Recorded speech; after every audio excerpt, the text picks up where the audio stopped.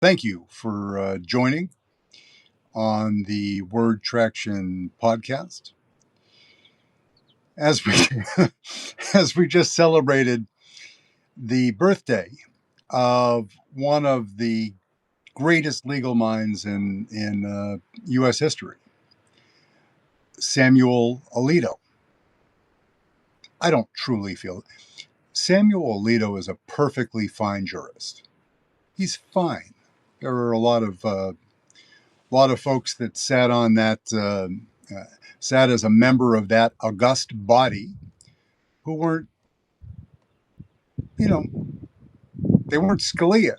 Scalia, you can disagree with plenty of his votes, his written opinion. You can disagree about if you don't like his face. That's fine.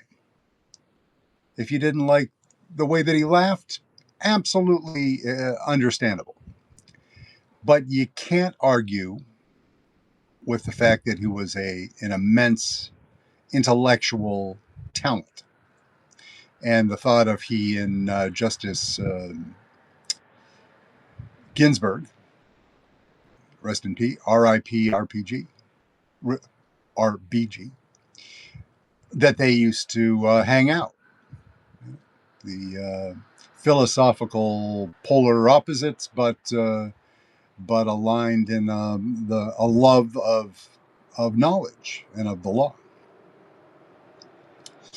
Alito is none of that. Alito, of course, Princeton, Yale, perfectly well educated guy from New Jersey, and was born in 1950. I really thought that, and it was his birthday quite perfectly on April Fool's Day. That's when I think of him, when I think of Justice Alito, the first thing I think about is the Dobbs decision, because he wrote the opinion. The second thing that I think about, which I wrote about yesterday or the day before, was that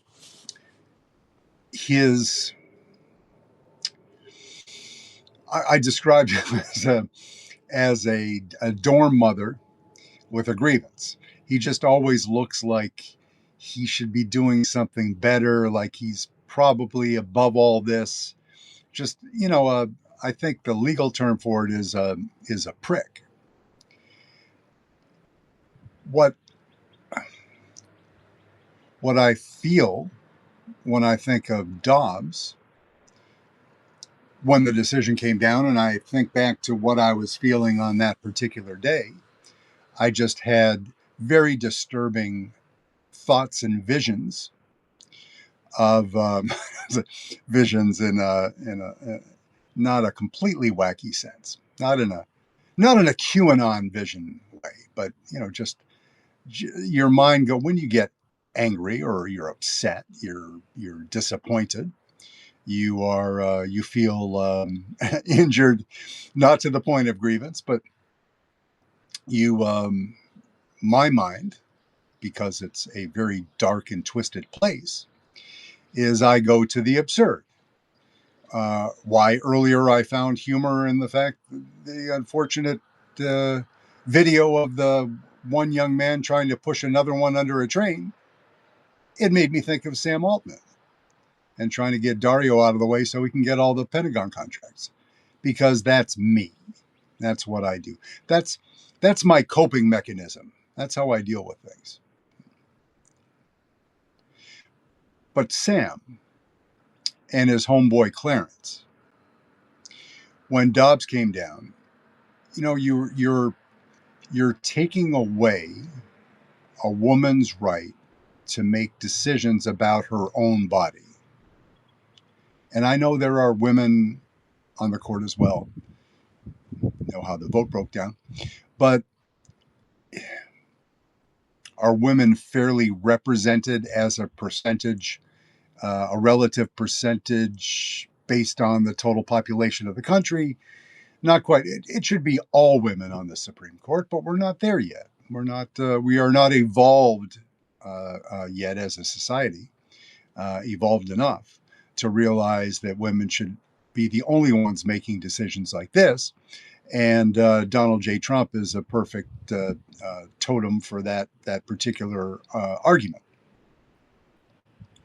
But I just thought about, as a proud daughter of a child, no longer a minor child, but a child who has the superior double X chromosome makeup, and to think of Alito and your boy Clarence messing around figuratively, literally, figuratively, in any way with any one of my daughter's reproductive decision making is repulsive. Not just because it's them, because they're old men who have a particular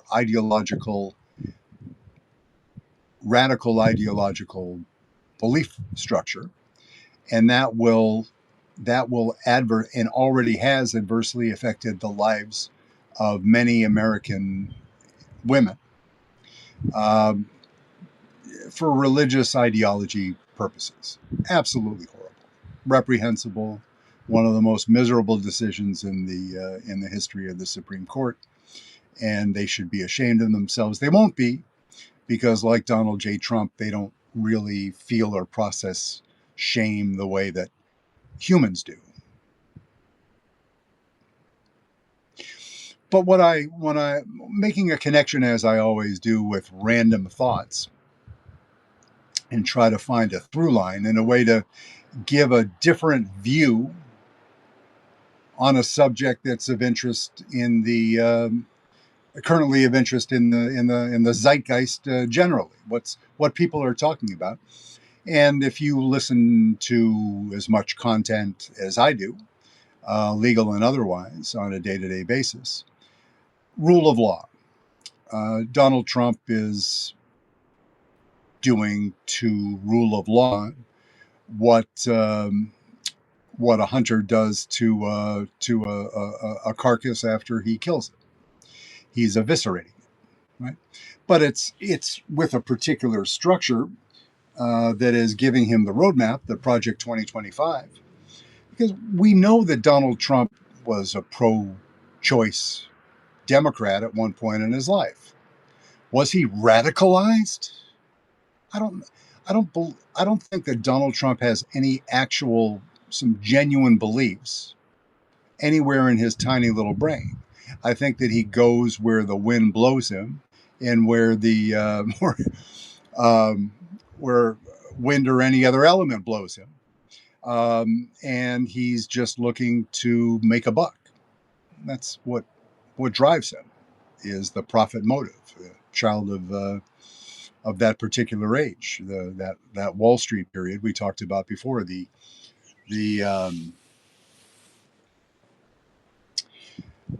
Bret Easton Ellis, American Psycho, Wall Street, kill or be killed. He's part of that. Unfortunately, I'm, genealogically speaking, my age, I'm also part of that generation too. I'm on the younger end of that compared to DJT, but a lot of my classmates, fraternity brothers and otherwise, went directly from school to Wall Street and did magnificently well. I'm jealous. Not jealous, but they had a path, and they took it, and they enjoyed that kind of life. How does my disdain for Samuel Alito and Dobbs and rule of law relate to today's subject? Right? Reasonable reliance. Rule of law is nebulous. It's important. It's essential. But when you're just talking out with civilians on the street, what does rule of law mean? You can kind of frame it out, and this means like you're following the rules. Laws are there for a reason. The reliance theory is something that runs through Dobbs, and reasonable reliance also another Loper Bright a Supreme Court decision that limited the Chevron doctrine, which basically is defer to people who know what the fuck they're doing, administrative agencies and other, instead of judge-made feels. And we're learning, we learned in Dobbs, and we're learning, we may get a win with the birthright citizenship case, as we did with the tariffs case, but I will stay with my position that those were setups in a lot of ways. That those were ones where Donald Trump was going to lose and knows already that he's going to lose, and there's a theater to it. So when the Supreme Court comes around and does truly freaking horrible things with elections and more consequential matters, that they're like, no, we were perfectly fair and reasonable when it was case X, Y, and Z. So you got to give us a little room here. We have to be fair and balanced. But reasonable reliance, promissory estoppel, as that what that means is that when you, without an ironclad contract, farmers make deals with their word and or a handshake. Not every deal that's consummated requires two entire firms of attorneys to make $100,000 in billable hours to make a contract. You make an agreement, right? Offer acceptance, just basic. You don't have to be a legal genius like freaking Sammy to understand that. That's just, we do that all day, every day. I agree to pay X for that in a store. I bought the gallon of milk. The reasonable reliance that it wasn't put in a bottle 2 years ago, and it's spurled, as Charles Barkley might say. You rely on people's words every day. And we have the least reliable president in the United States history, in Donald J. Trump. And with Project 2025 and the fact that Trump lies every time he opens up his mouth, there's that corrosion, the corrosive effect of that is felt in almost every part of our life. Think if you are, I'm not calling, the Iranians are not paragons of truth and honesty necessarily. There are plenty, I'm sure, and, clerics more generally. I'm not getting all supreme leader on you, but, you go and see the priest, you think he's probably going to tell you some truths. Donald Trump, we all know now, for any of us that didn't know before, not us, any of y'all, MAGA or other QAnon voters, who was like, oh my, he wouldn't do that to us, not DJT. He's one of us. Right? Yeah. No, those of us that have unfortunately been students of the great man for decades, he's always been the same guy, unfortunately. And Project 2025 just gave him a roadmap on how to weaponize lies, but he's always been the same guy. But the fact that we can't rely on him, his counterparts in international negotiations can't rely on him. Vladimir Putin is giving him marching orders on one hand, the Project 2025 roadmap in his back pocket, And so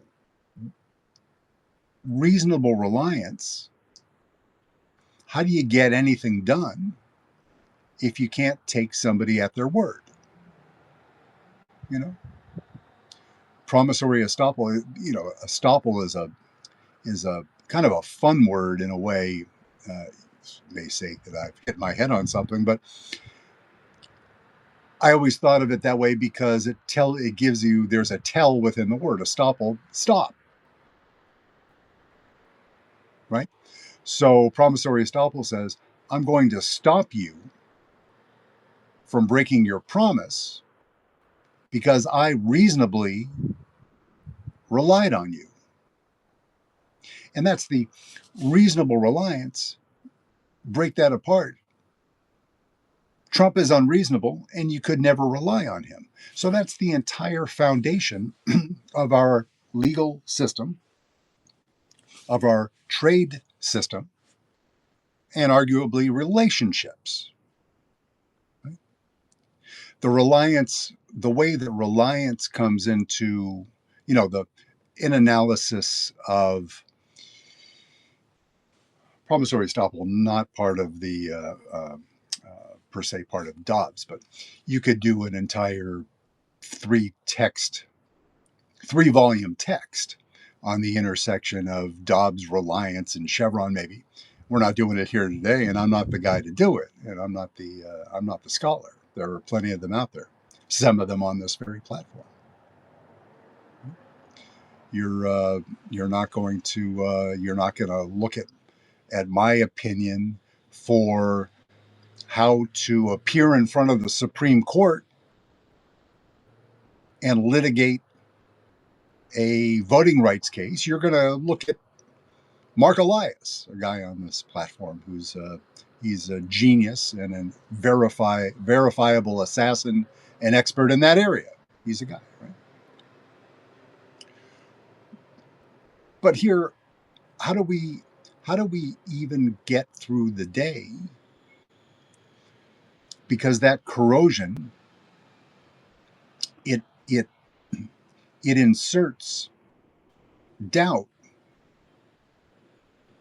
And I won't say where certainty existed because it's a big beautiful world and there are a lot of things that are kind of toss ups, and there are gray areas, and that's there's very little black and white in the universe, right? I'm not going to get all philosophical here, but the entire foundation, our Constitution, our Bill of Rights, everything, reasonable reliance.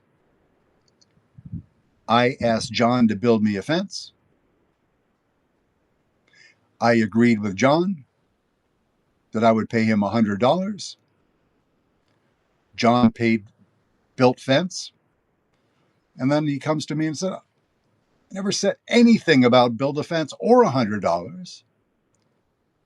Fuck off. You can't do that." Well, there's no contract. Yeah, well, guess what?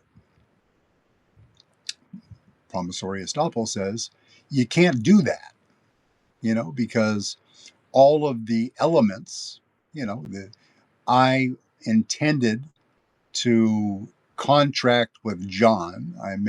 He intended to accept my proposal that he build a fence for a sum certain and all the other particulars, you know, and any other reasonable, not any other in this universe, but QAnon, but a reasonable person similarly situated would have viewed the circumstances substantially the same. Okay. Right? Life goes on. Gallon of milk. You get home. It was it was bottled. Yeah, I still remember bottled milk. It was bottled in 1975. Maybe cheese, but it's definitely not milk anymore.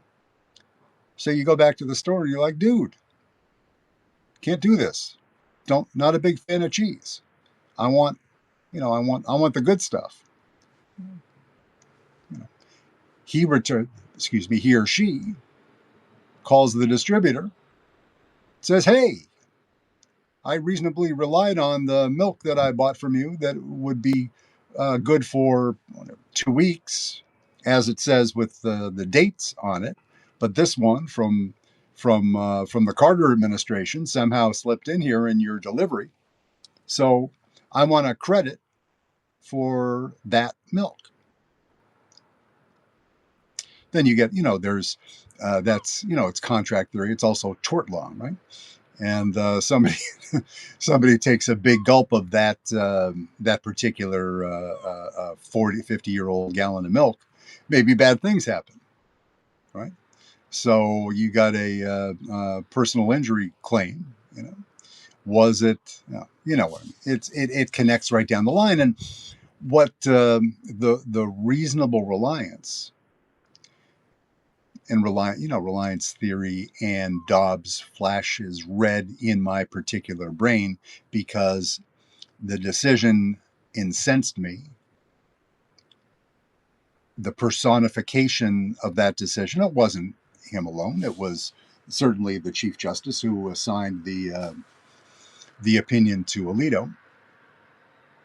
But it just, reading through it, it just has that swarmy, I'm smarter than you are. And I'm, as I wrote the other day, I am the inheritor. I should be, excuse me. I, Samuel Alito,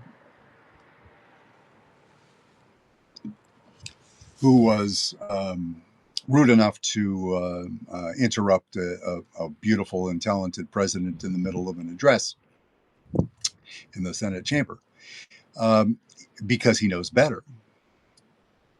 I, Samuel Alito, I am the inheritor of the mantle that Justice Scalia built. I am the, not because they're two guys whose last name end in a vowel. I'm not stigmatizing Italian American men, right? And Alito, tying back into the birthright citizenship, Alito's father was a naturalized Italian immigrant. So that whole, there was an article that I put in the feed that was from the New York Times, maybe. It was a good article. It's still there. It talked about, it was a video clip of an intelligent, highly intelligent young double X person who looked at the emigration patterns of the parents of the current Supreme Court justices. Ketanji Brown Jackson and your boy Clarence Thomas, right? Slavery. So the decisions of their forebears were not completely their own. So, but other members of the court, where did they come from? Ms. Sotomayor, Sonia, to her friends, has some Latin roots, where Kavanaugh and Barrett, Ireland, Irish American, Irish roots. But it just lays bare the absolute ludicrous idea that there could be some sort of fix, that some extrajudicial or fix that would satisfy Donald J. Trump, whose own mother was a gatecrasher and whose father, while he immigrated here from Germany, he found comfort in joining up with people that wear pointy white hoods, at some point in his life. So that's wonderful. And then his wives and and mothers of his children's, all of that stuff. So yeah, it's so un-American. It's disgusting to even talk about birthright citizenship. But that, of course, was not part of the title of today's podcast. What as the wind picks up and hopefully leaves the microphone alone for a moment, I'm looking into a different microphone to try to deaden the wind noise because I love being outside and will continue to do so. But I want to make it professional, and maybe I can mute it when things happen. I wouldn't, of course, mute it when the raptor circles overhead. If it's a buzzard, that means I'm dead and you're no longer listening to me at that point. So it doesn't really matter. But if it's a falcon or a hawk, I'll interview them at some point in the future. The other thing that I didn't add in, now that you've come to the net, now that you've arrived at the National Geographic podcast and we're talking about raptors, the one thing that I didn't share is that my 11-pound assassin, the dog that is we refer to as our son, my wife and I, because that's what people do, is they, the personification of animals and giving them qualities that they don't have because we love them. And he's magnificent, but he may, because he's not a massive dude, a particularly large raptor is like, yeah, it's a little big, but I'm kind of hungry. Oh, that when my little assassin hears the raptor circling overhead, he gets a little bit nervous. But that's for another day and another podcast.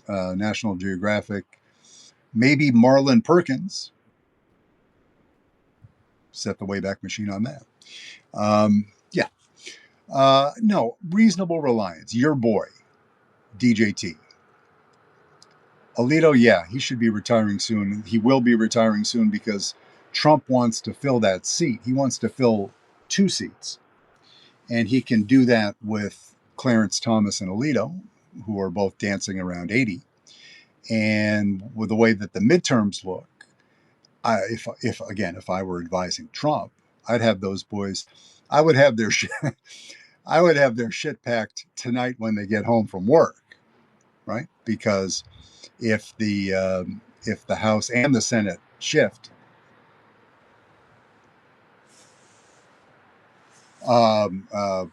invoking the connection to the gods that I have no standing to communicate with. He should ship both of them now and replace them because he's going to run out of time doing all of his war shit, and then the World Cup, and then the elections are upon us.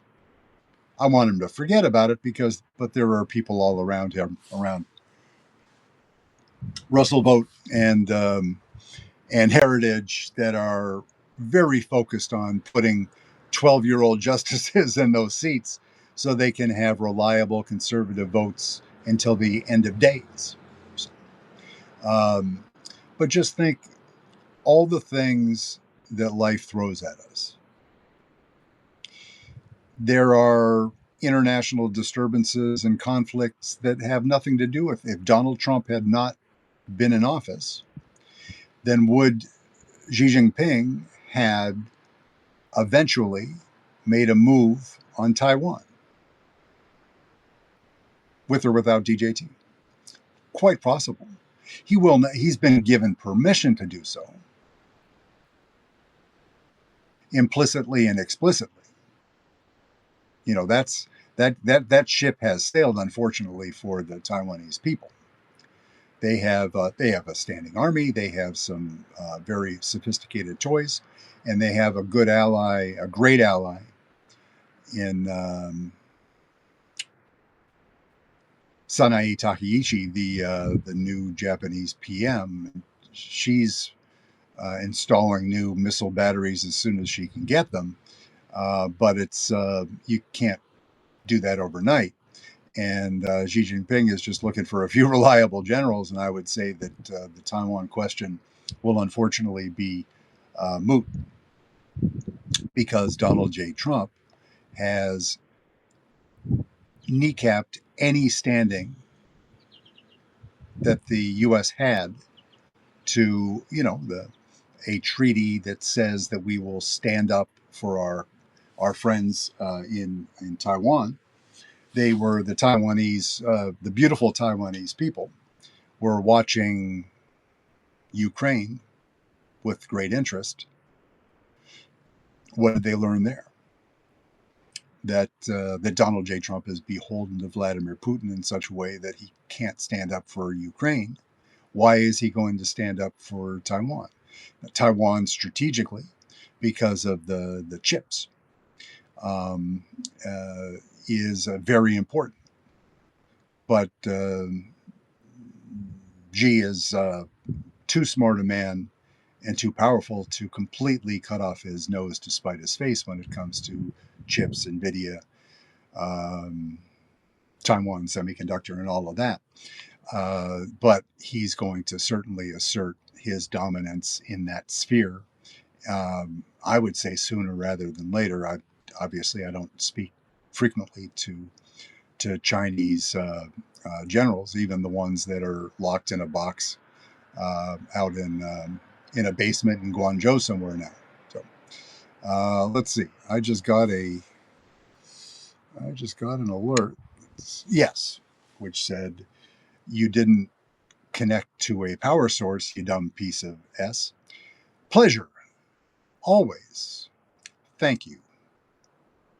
Unreliable partner. If you're thinking of a poster child for an unreliable partner, look no further than DJT in contract, in national security, in tort, in love, in like, in all facets of life. It makes it harder when you can't rely on the person you're negotiating with across the table, whether it is Xi Jinping over Taiwan, or your beautiful spouse, or even your girlfriend, or both of them at the same time, for time to set aside time on the weekend to do a little something fun and exciting. So yeah, any case. So thank you, and wish you a beautiful day. We will catch up with you towards the weekend, and I'm still trying to put together my first, which will be solo, not with a guest, my working in 2026 Saturday only podcast that I'm still kind of workshopping, kicking around, thinking about contact. You'll see some posts I do that I'm just doing hashtag working about posts that make me think of various subjects to discuss that are of interest. So, in any case, any interest, um, any feedback, any subject areas that you want explored related to AI, working in the age of Trump, working in the age of AI, working with Xi Jinping and Vladimir Putin looking over your shoulder, any of the above, send me a note. And if any of you ever want to have a conversation offline, we can do that too. Just connect with me in the